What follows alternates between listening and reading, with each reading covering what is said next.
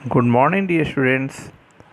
आज मैं आपको हिस्ट्री का chapter number 6 the revolt of 1857 की एक्सरसाइज बता रहा हूँ। उसका सॉल्यूशन आपको दे रहा हूँ, इसको आप लोग ध्यान से देखिएगा। जैसा कि आप सब लोग स्क्रीन पे देख रहे हैं, जो आपका क्वेश्चन नंबर फर्स्ट है, इसे ए कहते हैं। टिक द करेक्ट ऑप्शन है। Tick the correct option. Question number 1, The East India Company faced a massive rebellion that started in May। इसका मतलब ये है कि ईस्ट इंडिया कंपनी ने जो बहुत बड़ा रेबिलियन का सामना किया वो मई में शुरू हुआ था। तो मई में कब स्टार्ट हुआ था आप लोग जानते हैं, बताइए। 1857 में, ठीक है, 1857। आप लोग इसको टिक लगा लीजिए। Question number 2, Kunwar Singh assumed the leadership of the rebel in, यानी कुंवर सिंह जो लीडरशिप किए थे रिबेलियन का, वो कहाँ से किए थे? तो आप लोग इसका आंसर क्या दे सकते हैं? अर्रा। अर्रा यानी ये पड़ता है बिहार में। कुंवर सिंह अर्रा से लीडरशिप किए थे। Question number 3, from where did Bakht Khan lead the revolt, यानी बख्त खान किस जगह से रिवॉल्यूशन की लीडरशिप किए थे, कहाँ से वो लीड किए थे? तो इसका आंसर है दिल्ली। क्या है? Delhi. Clear. Question number 4, in Lucknow the rebel United under the leadership of, यानी लखनऊ की जो रिबेलियन हुआ था, लखनऊ में जो रिवॉल्ट हुआ था, उसकी लीडरशिप किसने किया था? कितने यूनाइटेड किया था? ये थी बेगम हज़रत महल। बेगम हज़रत महल, इनके बेटे का नाम विरजिस खां था, विरजिस कद्र खां था। तो चूँकि वो छोटे थे इसलिए इन्होंने लीडरशिप किया था। और लखनऊ की जो एडमिनिस्ट्रेशन हुकूमत थी, अंग्रेज़ों ने इसलिए अपने हाथों में ले ली थी। उसने कहा कि यहाँ का जो एडमिनिस्ट्रेशन है वो अगेंस्ट है, यानी उसने कोई रूल रेगुलेशन नहीं है, नियम के ख़िलाफ़, रूल के ख़िलाफ़ काम हो रहा है, इसलिए उसको अपने में मिला लिए थे। Question number 5, which of these was not a martial race, यानी इसमें से कौन सा मार्शल रेस में नहीं था? यानी यहाँ की जो मिलिट्री थी, अंग्रेज़ों ने अपने मिलिट्री में लिया था, तो कौन नहीं था? तो आप समझ सकते हैं, सिख, गुरखा और पठान ये थे, लेकिन मुग़ल नहीं थे। इसका आंसर होगा मुग़ल। क्लियर। अब फिल इन द ब्लैंक देखते हैं, इसमें आपको फिल करना है। क्वेश्चन नंबर बी का first, the farmer suffer due to high revenue, यहाँ होगा रेवेन्यू। मैं इसका आंसर पीडीएफ अभी इसमें दे रहा हूँ, आप लोग लास्ट में इसको देख करके अपने नोटबुक में कॉपी कर लीजिएगा। तो इसका आंसर है रेवेन्यू। क्वेश्चन नंबर 2,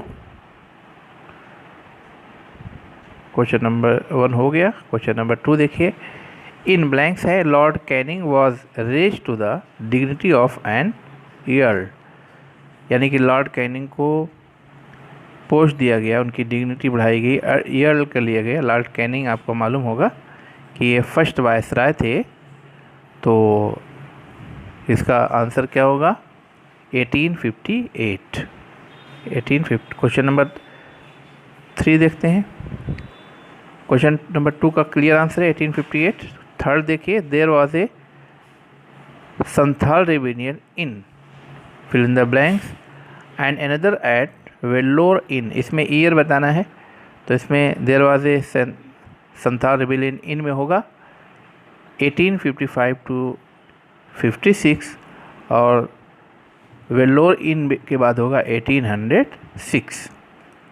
4 देखते हैं, Mangal Pandey was hanged on, यानी मंगल पांडे को फांसी कब दी गई? इसमें आपको डेट लिखना है, 8 अप्रैल 1857 को। क्वेश्चन नंबर 5 देखते हैं कि Bahadur Shah Zafar was deported to fill in the blanks in Burma. तो यहाँ हो जाएगा डिपोर्टेड टू रंगून, भेज दिया गया बहादुर शाह जफ़र को। अब आप मैच कर लीजिए, मैचिंग। नाना साहब का क्या रहेगा? इसका आंसर बी रहेगा। नाना साहब का बी है। Adopted son of last Peshwa Bajirao second. Clear? Tantya Tope कौन थे? तांत्या तोपे आप लोग समझ सकते हैं, असिस्टेड नाना साहब एट कानपुर रिवोल्ट, है ना। यानी तांत्या तोपे नाना साहब की मदद कर रहे थे, हेल्प कर रहे थे, और एक कानपुर रिवोल्ट में थे तांत्या तोपे। नेक्स्ट है खान बहादुर खान। इसके साथ मैचिंग किसकी रहेगी? खान बहादुर खान आपको मालूम होना चाहिए।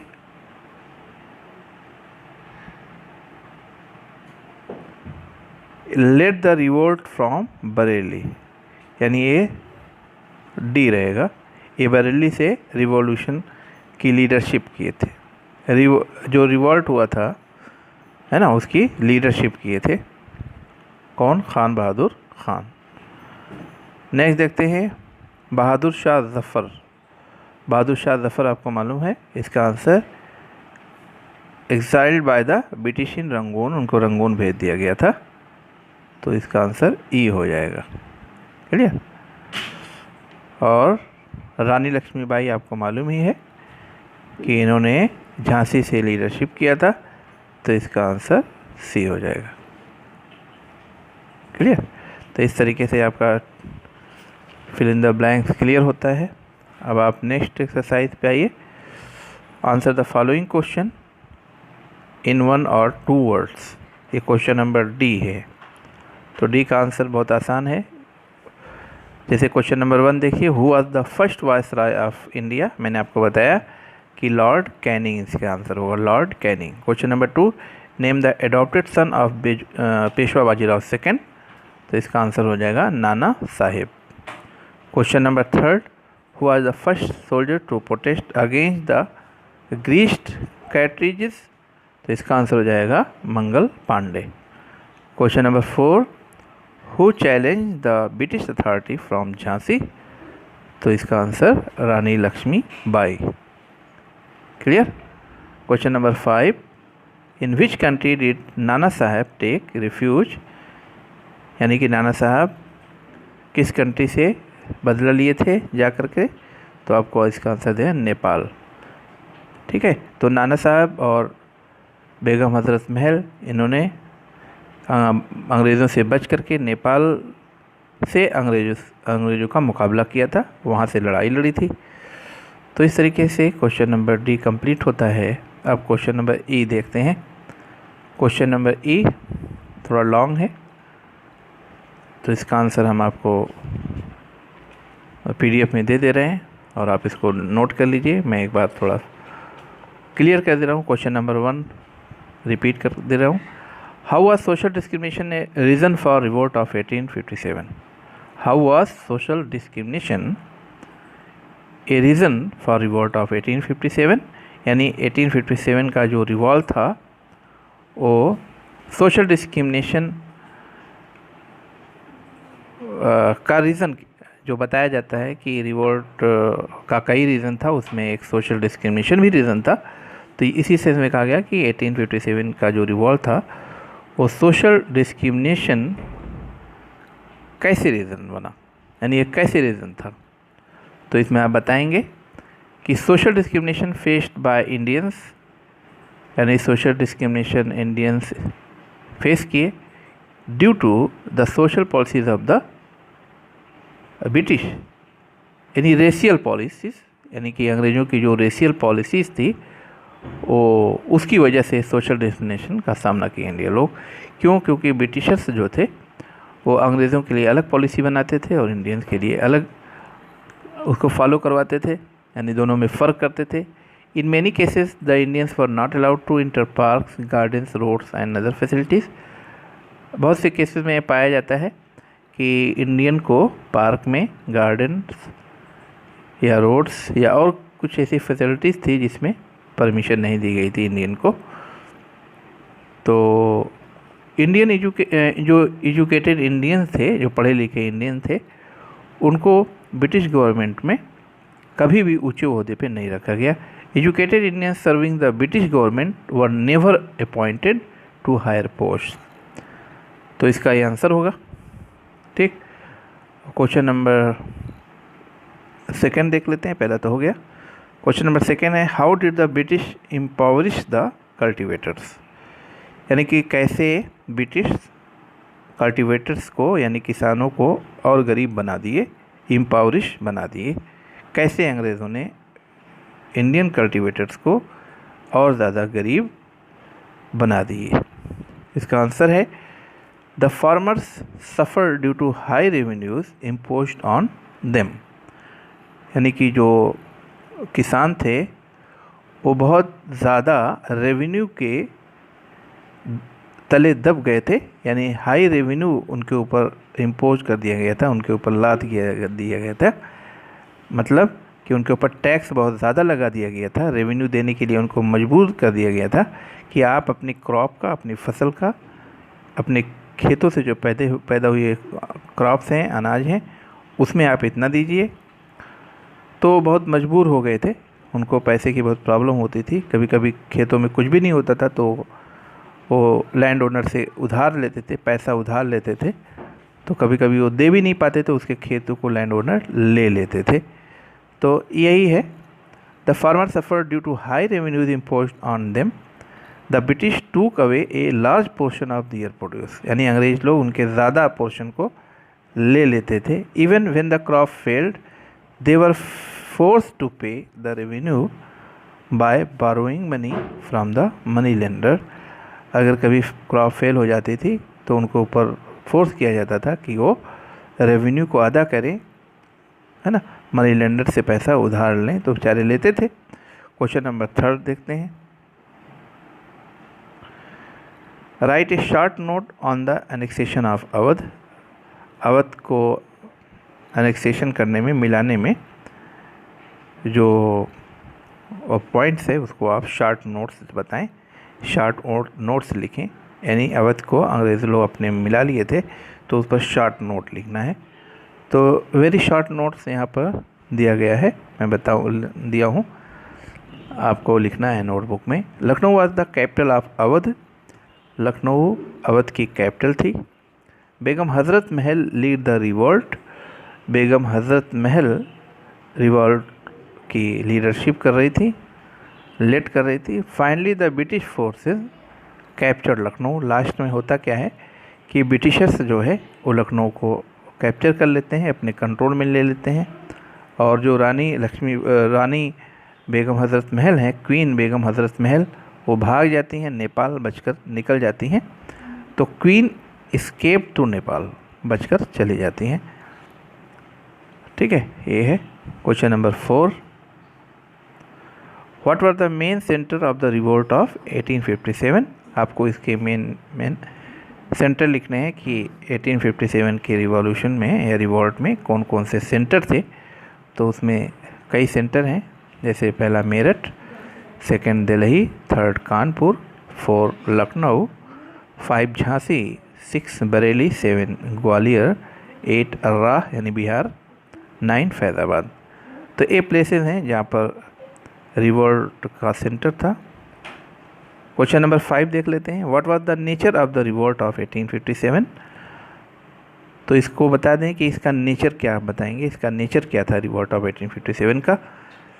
इसमें 2 बातें हैं। पहला है जो ब्रिटिशर्स थे इसको सिपाही म्यूटनी बताते हैं। रिवोल्ट ऑफ 1857 की सिपाहियों का जो म्यूटनी था, सिपाहियों ने बगावत किया था ना, लेकिन ऐसा नहीं है, इसमें लोगों ने पार्टिसिपेट किया था। लोग नाराज़ थे अंग्रेज़ों से, तभी लोग मिल करके इस रिवोल्ट में आए।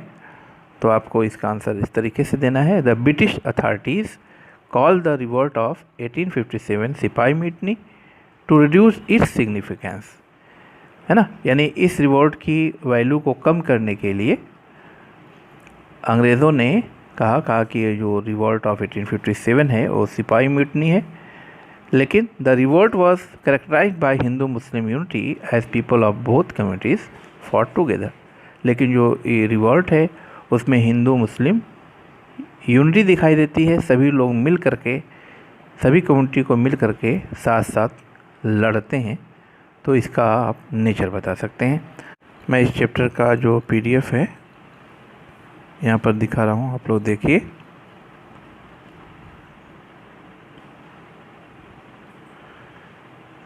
ये क्वेश्चन नंबर 1 का आंसर है।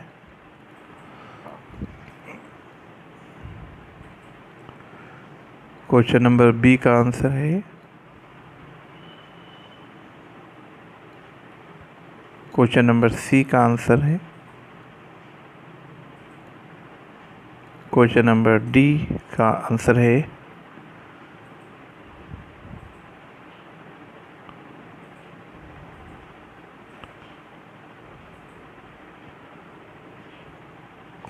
क्वेश्चन नंबर E का पहला आंसर, क्वेश्चन नंबर E का पहला आंसर है।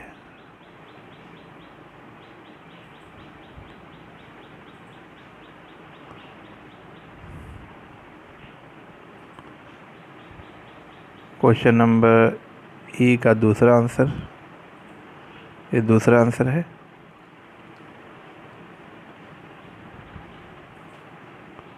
क्वेश्चन नंबर E का third answer.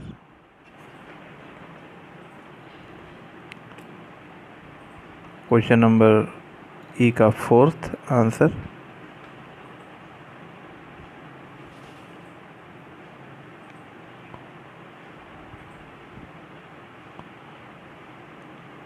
Question number E का 5।